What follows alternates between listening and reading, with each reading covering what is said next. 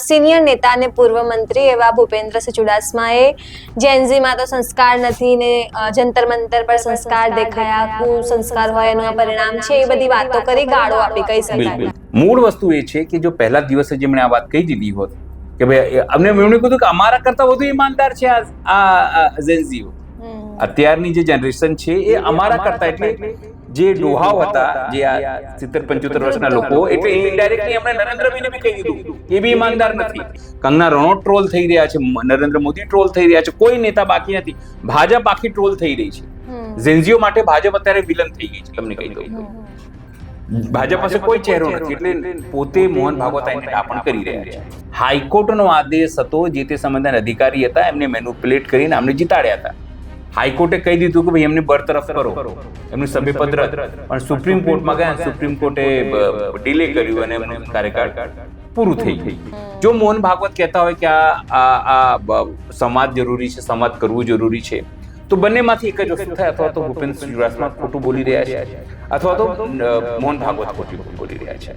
તમે એની જોડે સમાધિતા નથી કરતા, તમે એને દંડાથી મારો છો, માથું ફોડી નાખો છો, આંખો ફોડી નાખો છો, મહિલાઓને કેવી દીકરીઓ, એ એમને દુઃખ ના લાગે. કેમ? કારણ કે પોલીસ અમિતભાઈના ઈશારે કરતી. મોરબીમાં જેમ હવે રાકેશ ટિકિટ આવવાના છે, ખેડૂત આગેવાન, અને 144 લાગુ કરી દીધી ત્યાં, તો હવે શું રહેશે આવનાર સમયમાં? કે રાકેશ ટિકિટને કેમ આવવું પડે ગુજરાત? એ સરકારની નિષ્ફળતા છે, ભારતીય જનતા પાર્ટીના પ્રતિનિધિઓની નિષ્ફળતા છે કે તમે પોતાના ખેડૂતોને મનાવી નથી શકી રહ્યા, એમની વચ્ચે નથી જઈ રહ્યા. 50, 51, 55 ગામોમાં ત્યાં બોર્ડ લાગી ગયા કે ભાજપે વોટ માંગવા આવું નહીં. મોરબીના ખેડૂતોનું આંદોલન જે રીતે ચાલી રહ્યું છે, જાગૃતિ અભિયાન તરીકે ચાલી રહ્યું છે. આ કેવું છે, આપણે કહેવાય ને કે ખાંડમાં સાકર જેવું ધીરે ધીરે ધીરે ધીરે ભળી રહ્યા છે લોકો. પણ મૂળ સવાલ એ છે કે હવે સરકાર નવો કાયદો લાવી જઈ રહી છે કે જે કન્ટેન્ટ એને લાગશે અને તમને કહેશે, સરકાર ડાયરેક્ટ કહેશે. અત્યારે તો સરકાર શું ફેસબુક ને બધાને કહેતી હતી, હવે તમે ડાયરેક્ટ મેલ કરશે કે આ કન્ટેન્ટ તમે હટાવી દો, અને 3 કલાકમાં તમારે હટાવી દેવું પડશે, નહીં તો તમને સજાપાત્ર બનશે તમારી ઘટના. સરકાર તો આવા કાયદા બનાવશે, શું કરી લેશો? સરકાર તો આવા કાયદા બનાવશે અને તમને પડકારશે, તમને એને વિરોધનો અવાજ કે એને કોઈ એવો અવાજ સાંભળવું ગમતું નથી જે એને નુકસાન પહોંચાડી શકે.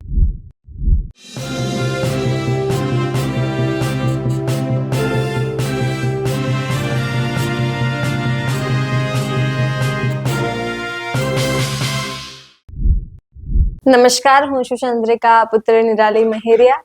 નમસ્કાર, હું છું ચિંતામણી પુત્ર અનિલ પટેલ. સ્વાગત છે આપનું અમારા કાર્યક્રમ અખબારોની ચટરપટરમાં. અને સર, સૌથી પહેલો સવાલ છે કે એક બાજુ ભાજપના સિનિયર નેતા અને પૂર્વ મંત્રી એવા ભૂપેન્દ્રસિંહ ચુડાસમાએ જેનઝીમાં તો સંસ્કાર નથી ને જંતર મંતર પર સંસ્કાર દેખાયા, કુસંસ્કાર હોય એનું આ પરિણામ છે, એ બધી વાતો કરી, ગાળો આપી, કહી શકાય. સારી ભાષામાં ગાળો આપી. તો બીજી બાજુ એમના જે આકા છે, એટલે આરએસએસ ના વડા મોહન ભાગવત, એ એમ કહે છે કે આંદોલન થયું એ સારી વસ્તુ છે, સંવાદ થવો જોઈએ, વિરોધ થવો જોઈએ, હેલ્ધી લોકશાહીની નિશાની છે ને એવું બધું. તો બંનેમાં સાચું કોણ, અને કેમ પોતાના આકાની વાત નહીં માનતા? જો તમે જે સવાલ પૂછો ને, 2 સવાલ, 2 આન્સર આવશે. એક આન્સર થી કામ નહીં, એટલે 2 જવાબ આવશે. એક જવાબ તો એ કે મોહન ભાગવતનું આ રંડાયા પછીનું ડાપણ હતું, કેવાય ને, રંડાયા પછીનું ડાપણ.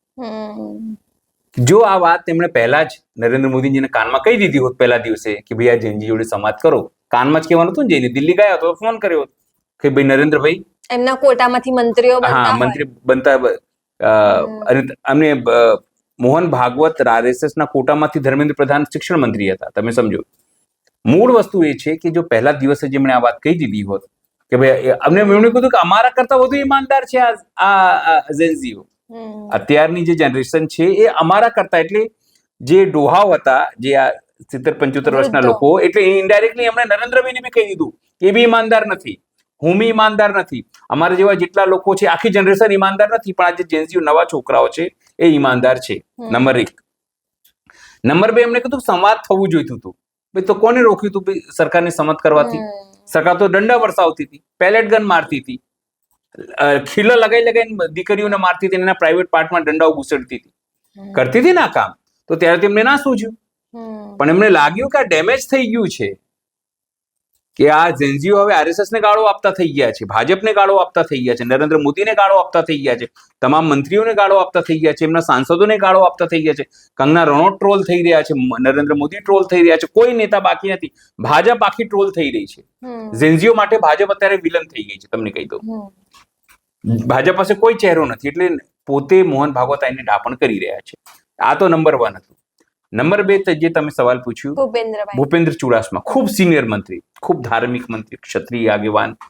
અને મેં તો જ્યારે TV9 હું હતો ત્યારે મેં તો એમનો કાર્યકાળ જોયું, શિક્ષણ પ્રધાન તરીકે એમનો કાર્યકાળ, મહેસૂલ પ્રધાન તરીકે, એટલે ભૂલ હોઈ શકે છે મારી મહેસૂલ પ્રધાન તરીકેની, પણ શિક્ષણ પ્રધાન તરીકે મેં એમની કામગીરી જોઈ છે. સારું કામગીરી હતી. પણ સવાલ એ છે કે એમના કાર્યકાળમાં પણ ગુજરાતમાં શિક્ષણની સ્થિતિ સારી નહોતી, છોકરાઓને ગુજરાતી બોલતા આવડતું નહોતું, એ હકીકત છે. બીજી વસ્તુ, એમના માટે કહેવાય છે કે ધોળકા ચૂંટણી તેઓએ બેઈમાનીથી જીતી હતી, ચીટિંગ. હાઈકોર્ટનો આદેશ છે, હાઈકોર્ટનો આદેશ હતો, જે તે સમયના અધિકારી હતા એમને મેનિપ્યુલેટ કરીને અમને જીતાડ્યા હતા. હાઈકોર્ટે કહી દીધું કે ભાઈ એમને બરતરફ કરો, એમનું સભ્યપદ રદ. પણ સુપ્રીમ કોર્ટમાં ગયા, સુપ્રીમ કોર્ટે ડિલે કર્યું અને એમનું કાર્યકાળ પૂરું થઈ ગયું. એટલે એટલા માટે જો તો કહું છું, ચીટિંગ કરીને જે મંત્રી આયા હોય, મારે કેવું ના જોઈએ, ખૂબ સન્માનીય નેતા છે એમની ઉંમર હિસાબથી પણ મોહન ભાગવતે કીધું ને કે અમારા કરતા વધુ ઈમાનદાર ઝેન્ઝી છે, એટલે મેં કીધું કે આ બેઈમાન લોકો હતા. મારે કેવું પડે છે, ખરાબ લાગે છે. મારા સન્માન હજુ બી કહું છું, ભૂપેન્દ્રસિંહ ચુડાસમા મારા ખૂબ સન્માનીય નેતા છે, મારા ખૂબ સન્માનીય નેતા, હજુ બી કહું આદરણીય નેતા છે, પિતા સમાન છે. તમને કહી દઉં, એમાં હસવાની વાત નથી ને, પિતા સમાન છે, ઉંમર છે, એ પ્રમાણે આપણે એમને સન્માન આપવું જોઈએ. પણ કેવું હોય, તમારા ઘરની અંદર વડીલ જયારે ખોટી વાતો કરવા લાગે ને ત્યારે તમારે તેમને હડસેલીને તમારે સાચી વસ્તુ કરવી પડે. એ કદાચ નરેન્દ્ર મોદીને ખુશ કરવા માટે એમ કહેતા હશે, એ વાત ભાજપને ખુશ કરવા માટે કહેતા હશે, અથવા તો મીડિયામાં આવવા માટે કહેતા હશે, આપણે એવું માની શકીએ, પણ એમને ન કરવી જોઈએ. જો મોહન ભાગવત કહેતા હોય કે આ સંવાદ જરૂરી છે, સંવાદ કરવું જરૂરી છે, તો બંનેમાંથી એક જ વસ્તુ થાય, અથવા તો ભૂપેન્દ્ર ચુડાસમા ખોટું બોલી રહ્યા છે, અથવા તો મોહન ભાગવત ખોટી બોલી રહ્યા છે.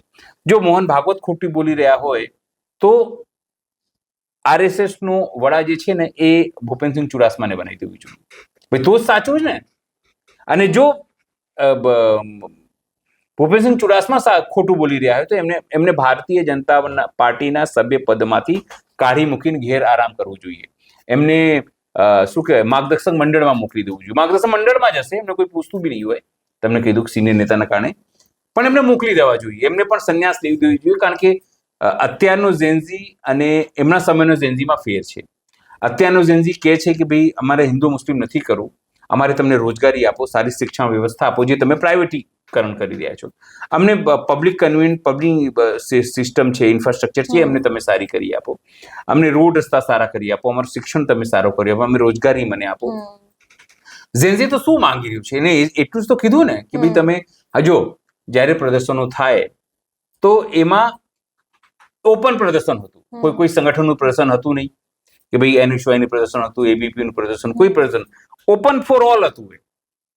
જાત જાતના ભાતના લોકો ત્યાં આવે તો સ્વાભાવિક છે કોઈનો કંટ્રોલ ના હોય, એમાં કોઈ માર્ગદર્શન ના હોય કે તમારે એને આ પ્રકારના નારા લગાવવા, તમારે આ પ્રકારના વાતો કરવી, એ કોઈ માર્ગદર્શન ના હોય. કારણ કે એ લોકો કોઈ પાર્ટીના કાર્યકર્તા નથી, કોઈ વિચારધારાના કાર્યકર્તા નથી. એ તમામ લોકો ક્યાંથી, કર્ણાટકથી, ગુજરાતથી પણ લોકો ગયા, ઉત્તર પ્રદેશથી, પશ્ચિમ બંગાળથી, ક્યાંથી, પંજાબથી, કાશ્મીરથી, ક્યાંથી લોકો આવ્યા. હિન્દુ, મુસ્લિમ, શીખ, ઈસાઈ તમામ લોકો ત્યાં હતા. અલગ અલગ વિચારધારા હતી, પણ કોમન એજન્ડા શું હતું એ લોકોનું કે ભાઈ પેપર લીકમાં જવાબદેહી નક્કી થાય, એકાઉન્ટેબિલિટી નક્કી થાય અને ધર્મેન્દ્ર પ્રધાનનું રાજીનામું થાય. તમે વિચાર કરો, મજાની વાત શું છે, ભૂપેન્દ્રભાઈ ચુડાસમા પોતે જયારે હાઈકોર્ટે કહી તો પણ એમને પોતાના પદ ઉપરથી રાજીનામું આપ્યું નહોતું, સમજો. અને આ ઝેન્ઝીઓને ગાળો આપે છે કારણ કે એ લોકો રાજીનામું માંગતા હતા. એ ખરાબ વસ્તુ કેમ, હું કંગનાને સલાહ ના આપે, ખબર નહીં કંગનાને સલાહ આપી શકે. મને લાગે તો કંગનાએ અમને સલાહ આપી હશે, કંગના રનૌતે અમને સલાહ આપી કે બાપુ તમે આવું બોલો, સમજો. પણ મૂળ વસ્તુ એ છે, ખરાબ કહેવાય. મને તો એ નહીં સમજાતું કે જે લોકો એમનું આ નિવેદન લીધું સામે કેમ એમને સવાલ ના કર્યો. સામે તમારે સવાલ કરવો જોઈએ ને. એક તરફી ના હોય, મીડિયા કેવું એક તરફી ના હોય, હંમેશા હું માનું છું. મીડિયાને લાગે કે બાપુ તમે ખોટું બોલી રહ્યા છો, સવાલ પૂછવો તો તમે સવાલ પૂછો કે જો મોહન ભાગવતને એજન્સીઓ સાચા લાગે છે તો તમને હા તમે એવું કહી શકો છો કે મારે એનો આંદોલનનો વિરોધ નહોતો, મને એમના ગાળોનો વિરોધ હતો, પણ એ કોઈ પોલિટિકલ પાર્ટીના લોકો હતા જ નહીં. તમે સમજો, ઝેન્ઝી આ જ ભાષામાં વાત કરે, એની વાત નહીં માનો તો તમને ગાળો એ આપીને બધું કરે, કેમ મારી વાત નથી સાંભળતા. આપણું બાળક હોય ઘણી વખત ઘરની અંદર અને આપણે એની ઈચ્છા પૂરી ના કરતા હોય, કેવી રીતે લડે, આપણી જોડે ફાઇટિંગ કરે, માથું પછાડે, ઘણી વખત એવું કરતા હોય. એવું કઈ કુસંસ્કાર છે? આ તો આવું બોલે છે, કુસંસ્કાર નથી. એને એવું છે કે હું આવી રીતે જીત કરીશ તો મારી વાત માનશે. અને સરકાર જે છે કોઈ પણ દેશમાં માય બાપ હોય છે. સ્ટુડન્ટ એની પાસે નહીં માંગે તો કોની પાસે માંગશે? એક સવાલ છે ને. અને પછી તમે ઉલટા એને ગાળો આપો, સાલા નાલાયક, તો આવું કરે છે, માંગ કરે છે. તમે એની જોડે સંવાદિતા નથી કરતા, તમે એને દંડાથી મારો છો, માથું ફોડી નાખો છો, આંખો ફોડી નાખો છો, મહિલાઓને કેવી કેવી દીકરીઓ, એ એમને દુઃખ ના લાગ્યું. કેમ? કારણ કે પોલીસ અમિતભાઈના ઇશારે બધું કરતી હતી. એવો આરોપ મારો નથી હો, એ રાહુલ ગાંધીનો આરોપ છે કે અમિતભાઈના ઇશારે કરતી હતી. પણ એમને હિંમત નથી કે અમિતભાઈ શાહ અને નરેન્દ્ર મોદીને કંઈ કહી શકે. તમને કહી દો. જી સર, બીજો સવાલ અને એક મહત્વપૂર્ણ વાત કીધું, એક વાત મને એક સમયે જ્યારે નરેન્દ્રભાઈ જ્યારે દિલ્હીમાં ભૂપેન્દ્રભાઈ ગયા ત્યારે નરેન્દ્રભાઈ માટે એવું કે ભૂપેન્દ્રભાઈ એવું કીધું હતું જ્યારે કે ભાઈ અમને સીએમ બનાવી શકીએ છીએ, ત્યારે ભૂપેન્દ્રભાઈ એવું કીધું હતું ત્યારે, એવું મને ખબર નથી, મેં તો આ જાણેલી ચર્ચાઓમાંથી કે નરેન્દ્રભાઈ તો બહુ જુનિયર હે અભી મેરે સામને, ચુડાસમા સાહેબે. અને ત્યારે નરેન્દ્રભાઈ આયા સીએમ બનીને ત્યારે એમણે કીધું હતું કે હું તો તમારો બહુ જુનિયર છું બાપુ. એટલે અત્યારે કદાચ નરેન્દ્રભાઈ સામે પોતાનો નંબર વધારવાની વાત કરતા હોય, પણ મારો એમનો વિરોધ નથી. જો હું એમની આલોચના કરું છું, મારા વ્યક્તિગત ખૂબ રિસ્પેક્ટ છે એમને. આજે પણ મને આપણે ચરણ સ્પર્શ કરવાનું મન થાય એવો વ્યક્તિત્વ છે એમનું. પણ ખબર નહીં કેમ આવું તેવું બોલ્યા. એ બેલેન્સ બોલી શક્યા હોત. જેમ મોહન ભાગવતે કીધું ભાઈ મારો એમનો આંદોલનનો વિરોધ નતો, પણ જે શબ્દો એમણે ઉપયોગ કર્યો વડાપ્રધાન માટે, મારો આનો વિરોધ છે, કહી શક્યા હોત. આંદોલન બરાબર છે, આંદોલન થવા જ જોઈએ. લોકશાહીની નસ અને લોહી એ આંદોલનો છે. લોકો પોતાનો વિરોધ કઈ રીતે નોંધાવશે? પણ જો બાપુએ આ સીધી રીતે કીધું અને જે સમાચાર માધ્યમમાં આવ્યો એનાથી કહેવાય ને કે હું એમનાથી સંમત નથી એ વાતને લઈને. બીજો સવાલ છે કે મોરબીમાં જેમ હવે રાકેશ ટિકિટ આવવાના છે, ખેડૂત આગેવાન, અને 144 લાગુ કરી દીધી ત્યાં, તો હવે શું રહેશે આવનાર સમયમાં? જો કાલે જ્યારે મનોજ પનારાએ ત્યાં ઇન્ટરવ્યુ આપ્યું, એમણે કીધું કે ભાઈ રાકેશ ટિકિટ ત્યાં આવવાના છે. તો સવાલ એ છે કે રાકેશ ટિકિટ કેમ આવવાના છે? એના મૂળ સવાલ છે કે રાકેશ ટિકિટ કેમ આવવાના છે? ભાઈ એટલા માટે કારણ કે તમે ગુજરાતના ખેડૂતોની વાત નથી સાંભળી રહ્યા. એ જ વાત છે ને. એના પછી હજુ બી તમને કોઈ બીજા આગેવાનો પણ ત્યાં આવશે. એક રાજસ્થાનના આગેવાન પણ આવવાના છે, મહારાષ્ટ્રના આગેવાન પણ આવવાના છે.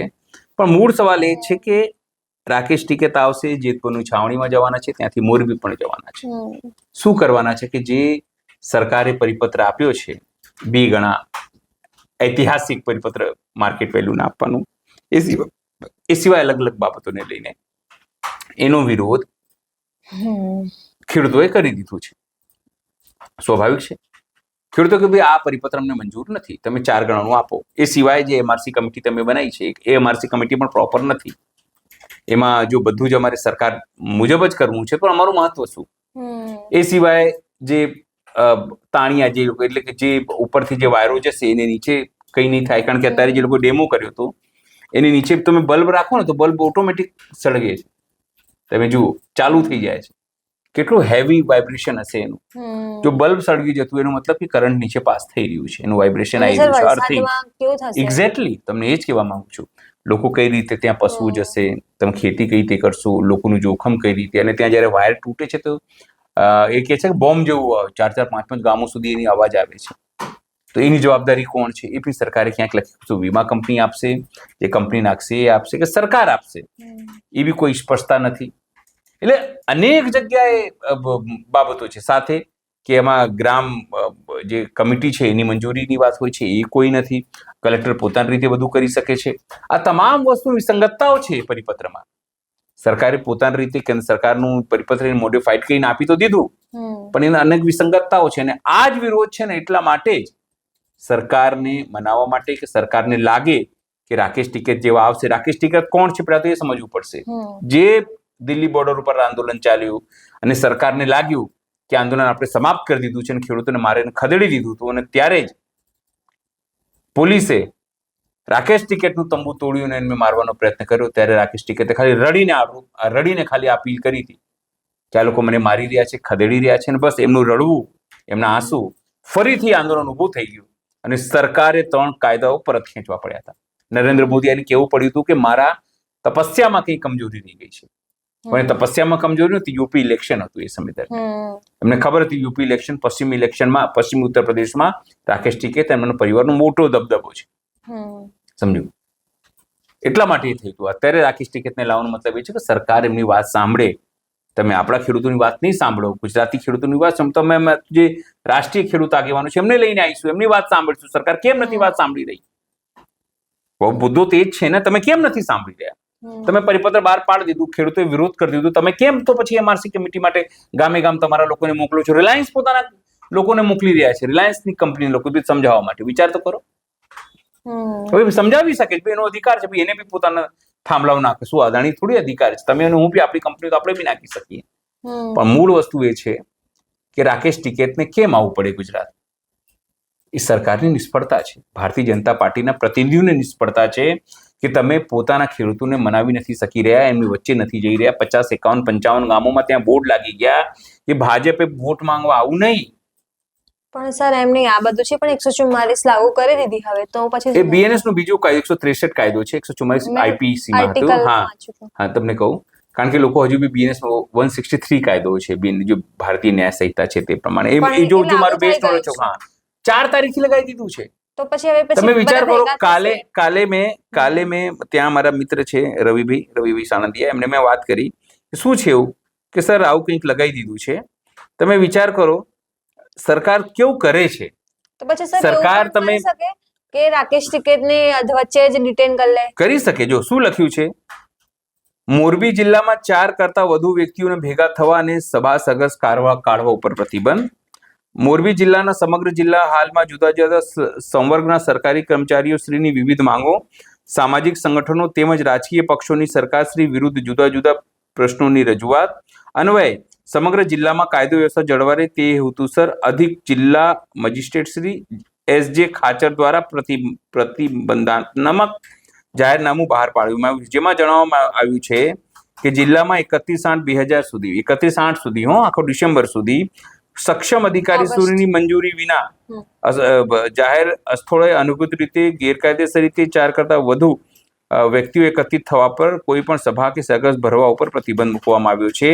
આ હુકમ સ્થાનિક સત્તાવાળાઓ પાસેથી જરૂરી પરવાનગી મેળવી હોય તેવી વ્યક્તિને, સંસ્થાને ફરજ ઉપર હોય અથવા ગૃહ રક્ષક દળની વ્યક્તિને, લગ્નના વરઘોડાને, સરકારી નોકરીમાં અથવા તો રોજગાર હોય તેવા વ્યક્તિને, સ્મશાન યાત્રાને, સરકારશ્રીના વિવિધ વિભાગો કે બોર્ડ નિગમ દ્વારા આયોજિત કાર્યક્રમોને લાગુ પડશે નહીં. ઉક્ત જાહેરનામાનો ભંગ અથવા ઉલ્લંઘન કરનારને શિક્ષા પાત્ર થશે. એનો મતલબ શું? સરકાર કાર્યક્રમ કરી શકશે પણ તમે નહીં કરી શકો. અને ઓગસ્ટ છે સર, ડિસેમ્બર નહીં. ઓગસ્ટ આખું ઓગસ્ટ 31 ઓગસ્ટ 2026 સુધી, એટલે 15મી ઓગસ્ટે કઈ કાર્યક્રમ થતા એટલે સરકાર કરી શકશે પણ તમે કરી શકશો નહીં. સભા સરઘસ તમારે મંજૂરી લેવી પડશે અને સરકાર તમને મંજૂરી આપશે નહીં. અને જો મંજૂરી આપશે અને કાલે ઉઠીને કઈ કાંકરી ચાળો થયો તો જે લોકોના નામે મંજૂરી થશે એને જેલમાં નાખશે. એવું પણ કઈ બની શકે. મને તો લાગે છે કે રાકેશ ટિકેતને અધવચ્ચે જ ડિટેન ના કરી શકે છે, પણ મુશ્કેલ એ છે રાકેશ ટિકિટને તમે ડિટેન કરશો તો તેના રેપ્લિકેશન ઉત્તર પ્રદેશમાં, તેમના રેપ્લિકેશન પંજાબના બોર્ડર, એનું રેપ્લિકેશન હરિયાણા, ભારતમાં જશે. આખા ઉત્તર ભારતમાં મેક્સિમમ જે દિલ્હીની આસપાસના જે બોર્ડર એરિયા છે ને ત્યાં પણ તમને પડશે. ત્યાં તમે એને કરી બતાવો. એ લોકો કહે છે કરી બતાવે, ચલો રાકેશ ટિકિટને તમે ડિટેન કરી બતાવો. પણ હવે મોરબીના ખેડૂતો શું કરશે? મૂળ વસ્તુ એ છે કે મોરબીના ખેડૂતોનું આંદોલન જે રીતે ચાલી રહ્યું છે, જાગૃતિ અભિયાન તરીકે ચાલી રહ્યું છે. આ કેવું છે, આપણે કહેવાય ને કે ખાંડમાં સાકર જેવું ધીરે ધીરે ધીરે ધીરે ભળી રહ્યા છે લોકોમાં. આપણે જઈએ છીએ ત્યારે કોઈ મને અત્યાર સુધી નથી મળ્યું જેને સરકારનું સારું કીધું. આપણે ખાલી એટલું જ કહેવાનું હોય છે કે સરકાર, મોદી સાહેબ તો તમને 2000 આપે છે, કેવું ટનટનની સંભળાવે છે કે 2000 રાખી પોતાની પાસે, અમે દર મહિને 5000 આપે છે, થાંભલા કાઢે અમારે ત્યાંથી. આપણે એવું કહીએ કે તમને તો સબસિડી મળે છે ને સરકારમાંથી, તો બી લોકો ટનટનની સંભળાવે છે. આપણે કહીએ સરકાર તો વિકાસ કામ કરી રહી છે, તો શેનો વિકાસ કરી રહી છે? આ વાત આપણને સાંભળવા નથી મળતી. મળે જ છે, પણ એ તો હવે સમગ્ર બાબતને લઈને સરકારને વિચારવાનું છે, ભારતીય જનતા પાર્ટીના પ્રતિનિધિઓને વિચારવાનું છે. આમાં તમારે મારે નથી વિચારવાનું, આપણે તો અહીંયાનું વિશ્લેષણ કરી રહ્યા છે. સમજો. જી સર, હવે છેલ્લો સવાલ છે. સરકાર હવે સોશિયલ મીડિયા પર પણ અલગ અલગ પ્રકારના પ્રતિબંધ લાવવાના કે વિરોધ અટકાવવાના નિયમો લાવી રહી છે, પણ આ નથી શું કરવા માંગે છે? એટલે કોઈ ઓનલાઈન વિરોધ નહીં કરવાનો, એવું તાનાશાહી હિટલર શાહી હોય એવું લાગે છે. તમે જુઓ,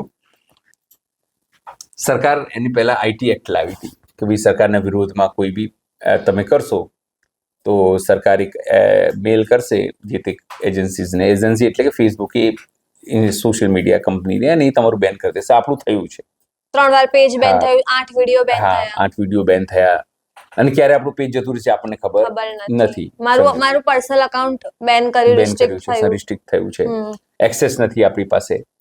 પણ મૂળ સવાલ એ છે કે હવે સરકાર નવો કાયદો લાવી જઈ રહી છે કે જે કન્ટેન્ટ એને લાગશે અને તમને કહેશે, સરકાર ડાયરેક્ટ કહેશે. અત્યારે તો સરકાર શું ફેસબુક ને બધાને કહેતી હતી, હવે તમને ડાયરેક્ટ મેલ કરશે કે આ કન્ટેન્ટ તમે હટાવી દો, અને 3 કલાકમાં તમારે હટાવી દેવું પડશે, નહીં તો તમે સજાપાત્ર બનશે તમારી ઘટના. તમારી સાથે પોલીસ આવીને તમારા દરવાજે ઉભી રહી જશે કે લાવો ભાઈ બંધ કરો, નહીં કરતા ચલો જેલ. કેમ આવું? પણ જો હંમેશા એક વાત યાદ રાખો,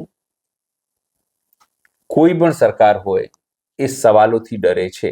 હા, ખોટા કન્ટેન્ટ આપણે માનીએ ભાઈ, AI generated content, bogus content, vulgar content, સત્યથી વેગળા કન્ટેન્ટ. સમજો, આ તો સમજો કાલે આપણી ચેનલ છે, બરાબર, તો આપણે કોઈ ગવર્નમેન્ટ વિરુદ્ધની રીલ આવી, આપણે મેલ કરશે 3 કલાકમાં હટાવો. હજુ બી હું તમને એક વાત કહી દઉં, હાઈકોર્ટ, સુપ્રીમ કોર્ટ એ તમામ કહી ચૂક્યા છે સરકારનો વિરોધ, દેશનો વિરોધ, મુખ્યમંત્રીનો વિરોધ, પ્રધાનમંત્રીનો વિરોધ કે કોઈ મંત્રીનો વિરોધ, એ દેશનો વિરોધ નથી, વ્યક્તિગત એમનો વિરોધ છે. પણ મૂળ વસ્તુ એ છે કે સમજો એને આપણને મેલ કર્યો સરકારે, આપણને કે સરકારના આઈટી વિભાગે કે સાયબરે આપણને મેલ કર્યો, આપણે 3 કલાકમાં ના હટાયું, બરાબર, તે આપણા ઉપર એક્શન લેશે. પછી આપણે કોર્ટમાં લમણા લેવાના ને, હું સાચો છું એ સાબિત કરવા માટે કોર્ટ કઈ રીતે વર્તે છે આપણને ખબર છે. મને ઘણા લોકોએ જ્યારે આપણું ફેસબુક થયું ને બેન, તમને કહું, તો મેં ઘણા સારા વકીલો, જે લોકો નામ નહીં લઈશ, સારા વકીલો સાથે મેં મિટિંગ કરી, વાત કરી. એ લોકો કીધું કે અનિલભાઈ શું કરવા મહેનત કરો છો, કોર્ટમાં કોઈ ન્યાય મળવાની આશા નથી. એ શબ્દો મને કીધું. મેં કેમ કે 6 મહિને તમારી તારીખ પડશે. સુપ્રીમ કોર્ટના વકીલ એવું કહેતા હોય, પછી ક્યાં સુપ્રીમ કોર્ટમાં જે લોકો આપે છે કે 6 મહિને તારીખ પડશે, શું તમે એના માટે નવરા છો? અને તમારે ખુલાસો આપવાનો, સરકાર તો કોઈ ખુલાસો નહીં આપે, એના તો લોકોએ હાજર નહીં રહેતા, અને કોર્ટે હજુ સુધી કોઈને નોકરીમાંથી કાઢી નથી મૂક્યા જે લોકો હાજર નથી રહેતા. સર, પણ ગુજરાત હાઈકોર્ટે જે રીતે ચૈતર વસાવાના કેસમાં આખું કર્યું, ગુજરાત હાઈકોર્ટે ને લોકલ કોર્ટે, હાઈકોર્ટ તો સુનાવણી સમજો ચાલે છે અત્યારે, પણ જે બી કર્યું લોકલ કોર્ટે, કે અમને તો હર્ષ સંઘવી ને ભૂપેન્દ્રભાઈએ કીધું ને, હા, હાઈકોર્ટે કીધું એ હાઈકોર્ટના, એટલે અમે થોડું મતલબ સોફ્ટ વલણ રાખ્યું. એટલે મૂળ વસ્તુ એ જ છે કે ન્યાયાલય ઉપર વિશ્વાસ કરવું કે ન કરવું, લોકોનો વિશ્વાસ હજુ છે, આપણો પર વિશ્વાસ હજુ છે. પણ મેં તમને ના કીધું કે જ્યારે મેં કેસ કરવાની વાત કરીને ત્યારે મને ખૂબ સિનિયર વકીલે આવું કીધું, એ કરવાથી ફાયદો નથી, 2-4 વર્ષ તમારે એમને નીકળી જશે, એના કરતા બીજો પેજ બનાવી લો અને મેન્ટલી તૈયાર રાખવાનું. એમણે એવું કીધું કે આ સરકારમાં તમારી મેન્ટલી તૈયાર રાખવાની, તમારી પબ્લિક ઓપિનિયન પણ દબાવવામાં આવશે, તમે તૈયારી રાખજો. તો સરકાર તો આવા કાયદા બનાવશે, શું કરી લેશો? સરકાર તો આવા કાયદા બનાવશે અને તમને પડકારશે, તમને એને વિરોધનો અવાજ કે એને કોઈ એવો અવાજ સાંભળવું ગમતું નથી જે એને નુકસાન પહોંચાડી શકે અથવા લોકોને જાગૃત કરે. આપણે કરીએ છીએ શું? આપણે લોકોને જાગૃત કરીએ છીએ, બી તમે બોલો, તમારા હક માટે તમે બોલો. તમારા હક માટે તમે નહીં બોલો તો કોણ બોલશે? જો આપણું બેન થયું, પિન્ટુ કોડી છે, કોડી આગેવાન, એમનું બેન થયું, પછી મોરબીનું એક ખેડૂત પેજ હતું, એ બેન થયું, ઘણા બધા પેજીસ બેન કર્યા. પણ ખેડૂતો તો મેં ત્યાં જઈને પૂછ્યું ને કે એણે તો કીધું કે અમે તો જાહેરમાં કહી દીધું છે કે હવે અમારું પેજ બેન થશે ને તો અમે થાંભલા કાપવા માંડીશું, કે ત્યારથી કે હજુ બેન થયું નહીં. એટલે સરકારે બીવે છે, સમજો. આપણે શું કહી શકીએ? આપણે તો શું કરી શકીએ? આપણે તો નિરી સાવ ગરીબ, આપણને ફાઇનાન્શિયલ ક્રાઇસિસ, લોકો આપણને મદદ બી ના કરે, બોર્ડ લટકાઈને જઈએ તો બી, ને તમને તો શરમ બી આવે છે, શું કરું? આપણું મુશ્કેલી છે તો પણ ઠીક છે, હવે જે લોકોને ગમે. મૂળ સવાલ એ છે કે સરકારો કોઈ પણને ગમતું નથી. પણ કોંગ્રેસ સરકારમાં સાવ આવું નતું. કોંગ્રેસ સરકારમાં પણ હતું, પણ કેવું ખબર છે, એને એવું લાગે બહુ ડ્રાસ્ટિક નથી નુકસાન, તો એ લોકો, હું તમને કહી દઉં, એ લોકો બી દબાવતા, પણ એવી રીતે નહોતા દબાવતા કે સાવ તમે ખતમ થઈ જાઓ. આ લોકોની વૃત્તિ કેવી છે ખબર છે કે દુશ્મન છે ને એની જડ મૂળથી ખતમ જ કરી દો. નહીં, માય વે ઓર હાઈવે, તમે મારી તરફ ચલો, નીકળો, ખતમ. તમે અથવા તમે મારા મિત્ર છો અથવા તમે મારા દુશ્મન છો. ન્યુટ્રલ માટે જગ્યા નથી. ભારતીય જનતા પાર્ટી અથવા RSS ની માનસિકતા હિટલરવાદી માનસિકતા છે. હું નથી કહેતો તમામ જે ઉદારવાદી કપડા જે શો કરે છે, તમે જુઓ ને, મને કહો, એ લોકો કહે છે કે અમે સાંસ્કૃતિક વાદવાળી અમારી સંસ્થા છે, બરાબર. પેન્ટ, શર્ટ, કાળા બૂટ, ટોપી, ચામડાનું બેલ્ટ, એ ભારતીય સંસ્કૃતિમાં કયું ડ્રેસઅપ છે મને કહો? એ હિટલર વાળું ડ્રેસઅપ, હિટલર વાળું, મુસોલિન વાળું, જેની સેનામાં લોકો વાપરતા એ ડ્રેસ છે. પણ એ લોકો એનાથી પ્રભાવિત છે. આપણે એમાંથી ડ્રેસઅપ પરથી કોઈ વાંધો નથી, એમની માનસિકતાથી વાંધો છે. કપડા જેવા હોય કે બોલવામાં કેવું, ઝેન્ઝી તો કરવું જોઈએ, ઝેન્ઝી જે છે એ ઈમાનદાર છે, ઝેન્ઝી તો આંદોલન એ બરાબર હતું. પણ તમે એને મારો, તમે એને ગાળો આપો, તમારો ટ્રોલ છોકરીઓનો ગાળો આપે, ગંદી ગાળો આપે, એની રીત લગાવે. સર, RSS ના વડા કોઈ દિવસ OBC કે SC/ST માંથી બન્યા છે? કોઈ નહીં. મુસ્લિમ માંથી બન્યા છે? ના, એ ના બની શકે. એ બ્રાહ્મણ, પ્યોર બ્રાહ્મણ, એ પણ નાગપુરના બ્રાહ્મણ. એક હું ભૂલી ગયો, વચ્ચે એક હતા અધર કાસ્ટના, બાકી હજુ સુધી ખાલી બ્રાહ્મણ. તો પછી બ્રાહ્મણ એમાં બી નાગપુરના બ્રાહ્મણ. કોઈ બીજા બ્રાહ્મણને કોઈ હક જ નથી. નાગપુર માંથી હોય તો હા, એ જ બ્રાહ્મણ અત્યાર સુધીનો ઇતિહાસ રહ્યો છે. તો પછી તમે કેવી રીતે કહી શકો કે સર્વાની મતલબ? હું નથી કહેતો, એટલે એમની વાત કરું છું. એ તો ખાલી ગપ્પા મારે છે. જો એમાંથી અનેક લોકો જે અલગ થયા છે, દલિત સમાજના લોકો, એ લોકો અત્યારે એક રાજસ્થાનના કાર સેવક છે, એ કે છે કે આ જુઠ્ઠા છે. સૌથી એને તો પુસ્તક બી લખી નાખી કઈ રીતે આ લોકો છેતરે છે, બીજા કોમ્યુનિટીના લોકો કઈ રીતે છેતરે છે. એમની પુસ્તક લખી છે આખી, એનો ઇન્ટરવ્યુ મેં વચ્ચે જોયું હતું. એટલે મૂળ વસ્તુ એ છે કે આ લોકોને કહેવાનું જુદું, કરવાનું જુદું અને વિચારવાનું જુદું. આખી માઇન્ડસેટ આ છે. આપણે એનો વિરોધ નથી કરતો, જો હજુ બી પોતાની રાજનીતિ એમને મુબારક, પણ દેશને નુકસાન ન થાય ને એ તમામ પ્રકારની રાજનીતિ કરવી જોઈએ. સમાજને નુકસાન ન થાય, દેશ વિઘટનકારી ન થાય. જી સર. જો મુસ્લિમો આજથી તો આયા નથી, 2000-4000 વર્ષ જૂના આક્રમણ કરતા કેટલાક લોકો રહ્યા ગયા. તમે રાજા તરીકે તમે સ્વીકાર્યું. અહીંયાના રાજાઓએ પોતાની છોકરીઓ મુસ્લિમોને આપી, મુસ્લિમ રાજાઓને આપી, એ હકીકત છે. પણ તમે કહો કે અમે ઇતિહાસમાંથી એને ભૂસી નાખીશું, તો શું એ ઇતિહાસ ભૂસાઈ જવાનો છે? તમારા પુસ્તકોમાં નહીં હોય તો શું બીજી જગ્યાએ નહીં લખાઈ હોય ઇતિહાસ? ભાઈ અમેરિકામાં જે ઇતિહાસકારે લખ્યું હશે કે ભાઈ ઇન્ડિયામાં આવું થયું છે, તો જેને તમે અમેરિકામાં ભૂસી આવશો, ચીનમાં ભૂસી આવશે, બાંગ્લાદેશમાં ભૂસી આવશે. કોઈ ચેન્જ નથી. જેટલા પણ લોકો જે થઈ ગયું એક્સેપ્ટન્સ હોવું જોઈએ. એમને એવું છે કે એક્સેપ્ટન્સ હોવું જોઈએ, અને જે ભૂલો થઈ ભૂતકાળમાં ઇતિહાસમાં એને સુધારીને આગળ વધવું જોઈએ. હવે તમે એવું તો નહીં કહી શકો કે દેશના તમામ જે કરોડોમાં મુસ્લિમ છે એમને અલગ કરી દો, દલિતોને અલગ જગ્યા આપી દો, આદિવાસીઓને અલગ જગ્યા આપી દો, OBC માટે અલગ કરી દો. એવું તો નહીં કરી શકો. 3-4 કન્ટ્રી આપી દો અલગ અલગ, છોટી. એ કેવી રીતે થાય? પોસિબલ જ નથી ને. તમે સમજો, એ પોસિબલ છે કોઈ પણ દેશના ખંડિતા માટે, પણ માનસિકતા તમે એ રીતે જ બનાવી દો છો કે લોકો કે જેમ કે ચૈત્ર વસાવા કહેતા કે અમને ભીલ પ્રદેશ આપો. કેમ માંગવાની જરૂર પડી એમને? એમને લાગતું હા કે ભાઈ અમારા અન્યાય થાય છે, પાણી, જંગલ, પર્વત એ બધું અમારા ત્યાં છે, અમારે ત્યાંથી તમારે રિસોર્સ લેવા છે, પણ તમે અમને ન્યાય આપવું નથી, અમને નોકરી આપવી નથી, અમારા નામે નકલી સર્ટિફિકેટ લઈ લેવા છે. એ જ બધો વિરોધ હતો ને. બીજું તો શું વિરોધ હતો એનો? અને અત્યારે જેલ છે, આજે સુનાવણી છે, સુનાવણી ચાલી રહી હશે અને બેલ નહીં મળે. ભાજપમાં જોડાશે તો બેલ મળી જશે, એવું છે. જી સર, ધન્યવાદ વાત કરવા બદલ. ધન્યવાદ નિરાલી. તમે આ તમામ મુદ્દે શું વિચારો છો અમને કમેન્ટ કરીને જણાવજો. અત્યાર માટે બસ આટલું જ. ધન્યવાદ.